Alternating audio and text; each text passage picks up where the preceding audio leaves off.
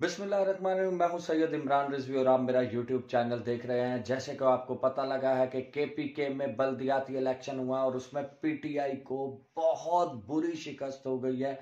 ये पहली जमात बन गई है जिसने हुकूमत में होने के बावजूद जिसे इतनी बड़ी शिकस्त हुई है। 70 साल में कभी पावर में रहने वाली जमात को इतनी बड़ी शिकस्त नहीं हुई। लड़ाई हुई, फायरिंग हुई, धांधली के इल्जामात लगे और इनके 10 वज़रा होने के बावजूद बुरी तरह इन्हें शिकस्त हो गई है। केपीके हुकूमत में इन्हें बहुत बड़ी शिकस्त हुई है। जबकि आपको पता है कि पीटीआई 8 साल से केपीके में हुकूमत कर रही है और उसके बावजूद केपीके में पीटीआई हार गई है। 70 साल रिकॉर्ड तोड़ दिया पीटीआई को। मुबारक हो इस बात पर।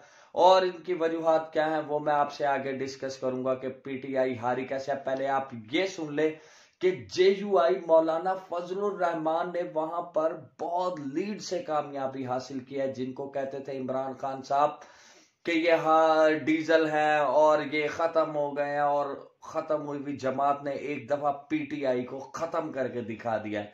ये कोई मैं तंज नहीं कर रहा, हिट नहीं कर रहा, क्योंकि पीपल्स पार्टी और पीएमएल-एन ने और जेयूआई ने, इन जमातों ने साबित कर दिया, इनके बयानात ने साबित कर दिया कि पीटीआई नेक्स्ट इलेक्शन में बुरी तरह नाकाम हो जाएगी।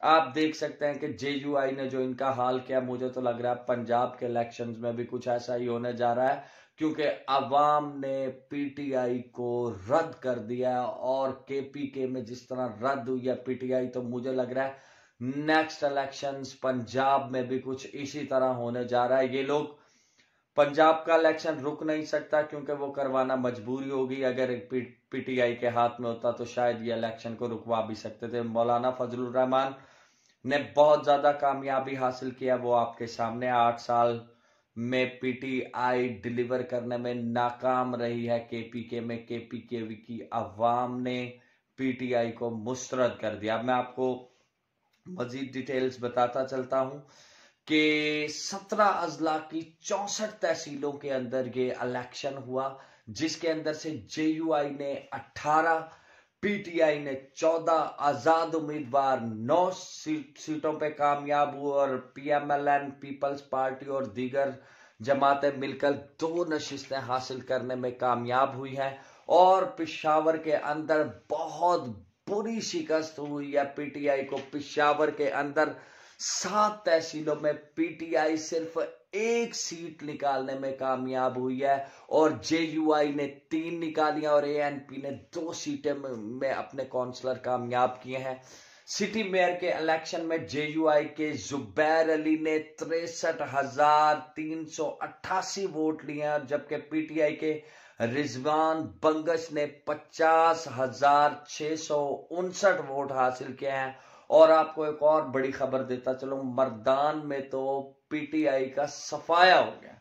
अब भाई बात यह है कि पीटीआई के वोटर्स को वो तनकीद बहुत करते हैं, हिट करने की कोशिश करते हैं। भाई हिट करें आप, लेकिन प्रूफ करें ये हारे क्यों है। खान साहब सिर्फ बोलते हैं, खान साहब डिलीवर करने में मेरी नजर में भी मैं सोचता था कि शायद खान साहब आके बहुत बड़ी कोई चेंज ले आएंगे।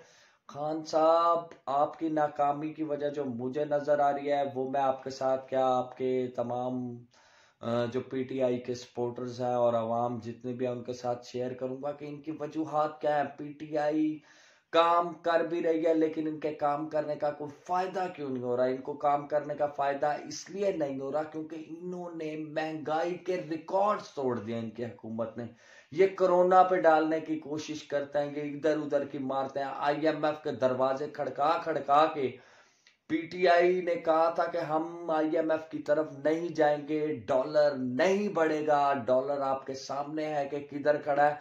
इन्होंने कहा था फ्यूल प्राइस नहीं बढ़ेगी, तो ये कहां खड़ी है फ्यूल प्राइस। मैं आपको बताता चलूं कि 1 साल के दौरान 103 रुपए 69 पैसे से पेट्रोल उठा है। 140 रुपए 82 पैसे आज का रेट है पेट्रोल का। इन्होंने 1 साल में 11 मरतबा पेट्रोल की प्राइस में इजाफा किया है और वो इजाफा क्या था, इस वक्त 39 रुपए 24 पैसे का इजाफा किया है। पीटीआई ने 1 साल में 11 मरतबा पेट्रोल की प्राइस में इजाफा किया है। अब आप खुद जज कर सकते हैं कि पीटीआई कीमतों को कंट्रोल करने में बहुत नाकाम हुई है। चीनी का बहरान आपके सामने गुजरा है, आटे का बहरान आपके सामने गुजरा है, अभी भी चीनी आपको 90 रुपीज से कम नहीं मिल रही है। तो अब आप सोच सकते हैं कि वो चीनी जो 50 रुपए में, 40 रुपए में रुला करती थी और बिका करती थी, आज इनकी हुकूमत में उस चीनी को खरीदना, पेट्रोल को खरीदना आम बंदे की पहुंच है। एलएनजी की कीमत देख लें आप, कहां से कहां पहुंच गई। मैं ये कहना चाहता हूं खान साहब, बातों से नहीं कुछ करके दिखाएं। अगर आपने अगली हुकूमत करनी है तो कम से कम महंगाई का खात्मा करें। आपके सामने महंगाई, एक गरीब बंदे का सोचें कि गरीब बंदा जो दिहाड़ीदार तबका है, जो 500 रुपए डेली मजदूरी करता है, उसके लिए घर चलाना कितना मुश्किल होगा, वो किस तरह गुजारा करता होगा। ये जितने फ्यूल प्राइस बढ़ते हैं, एलएनजी की कीमत बढ़ती है, आपने बिजली की कीमत कहां से कहां पहुंचा दी। आप गरीब आदमी के बारे में सोच ही नहीं रही पीटीआई। कोई मुझे एक बंदा मैसेज में या कमेंट्स में बता सकता है कि किसी चीज का रेट कम हुआ है? जरूरत जिंदगी की रोजमर्रा की अशिया, कोई मुझे बता सकता है कि गरीब आदमी वोट आपको देगा, सिर्फ ये चीज देख के वोट देगा कि आपने उसकी जिंदगी को आसान कितना बनाया। उसके घर का राशन वगैरह, उसके घर के खाने की अशिया, उसकी डेली जरूरियात की चीजें अगर उसे कम प्राइस में मिलेगी, खान साहब और पीटीआई के सपोर्टर्स को मैं कहना चाहता हूं तभी होगा। ये नहीं हो सकता कि आप प्राइस की तरफ देखें ही ना, तो आप गरीब आदमी की तरफ ना देख रही है ये हुकूमत, ना सोच रही है। ये पहले इन्होंने वादे बहुत किए कि हम 90 दिन में ऐसे करेंगे, 90 दिन में ऐसे करेंगे, ये लोग कुछ भी नहीं कर सके।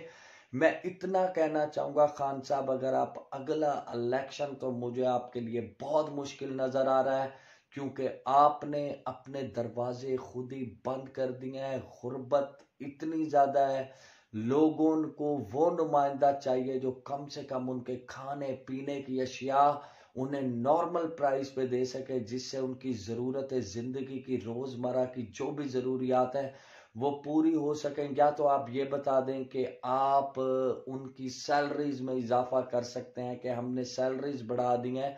जब आप उनकी तनख्वाहें नहीं बढ़ा सकते, तो जितनी वो तनख्वाह ले रहे हैं उसके अंदर, उस बजट में कम से कम गवर्नमेंट को ऐसा बजट प्लान देना चाहिए था गरीब आदमी के लिए कि वो अपना गुजारा कर सके। जब आप सोच सकते हैं कि जब आप गरीब के बारे में नहीं सोचेंगे, तो आप जितने अपर लेवल पे, अभी आपने, मैं अप्रिशिएट करता हूं, ओआईसी का इजलास बुलाया है, जो कि बहुत बड़ी कामयाबी थी, जो 40 साल बाद पाकिस्तान में हुआ, मैं आपको अप्रिशिएट करता हूं। लेकिन गरीब आदमी को उस इजलास से कोई फायदा नहीं है। गरीब आदमी भूख से मर रहा है, जब वो भूख से मरेगा उसको ये इतने बड़े बड़े इजलास नजर नहीं आएंगे। वो वोट यही देख के देगा कि ये बंदा, हम खुदकुशी कर लेंगे, बंदा जो है हमें अभी हमारी जरूरियात की चीजें सस्ती करके दे ही नहीं सक रहा। महंगाई पे आपकी हुकूमत का, पीटीआई हुकूमत का कोई कंट्रोल नहीं है। अगर पीटीआई, मुझे नहीं लगता, आज भी मैंने सुना इनके वुजरा ने दावा कर दिया कि हमें 3 महीने दें, हम महंगाई खत्म करके दिखाएंगे। मैं पूछना चाहता हूं, 3 महीने में क्या पेट्रोल निकल आएगा पाकिस्तान में?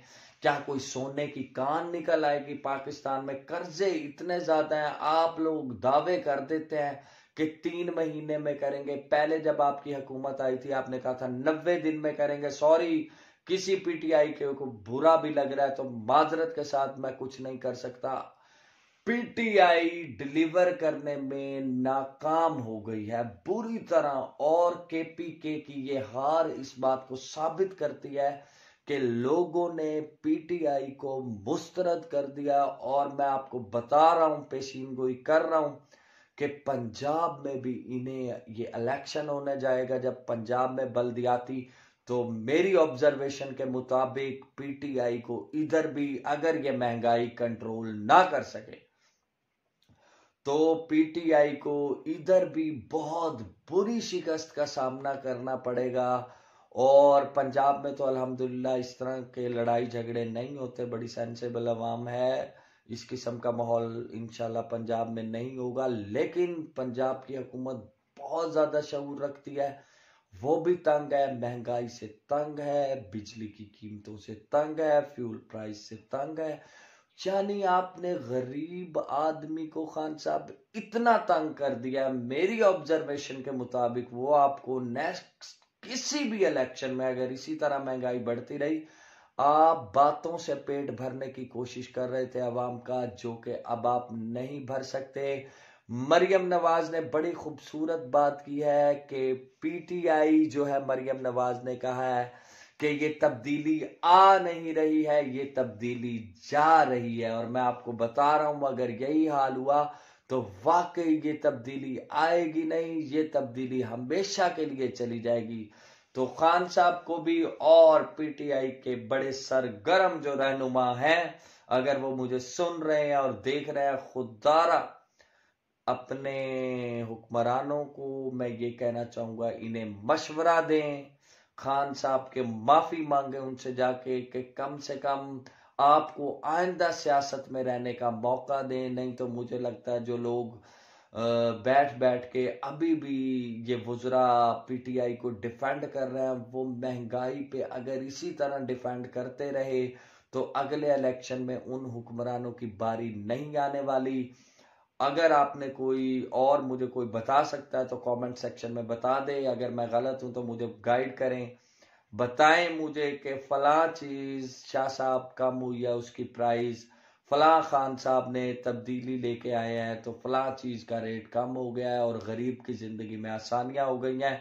तो बहुत शुक्रिया, आपने रिपोर्ट देखी। कमेंट सेक्शन में मुझे जरूर आगाह करें कि अगर कोई चीज सस्ती हुई है। बहुत शुक्रिया।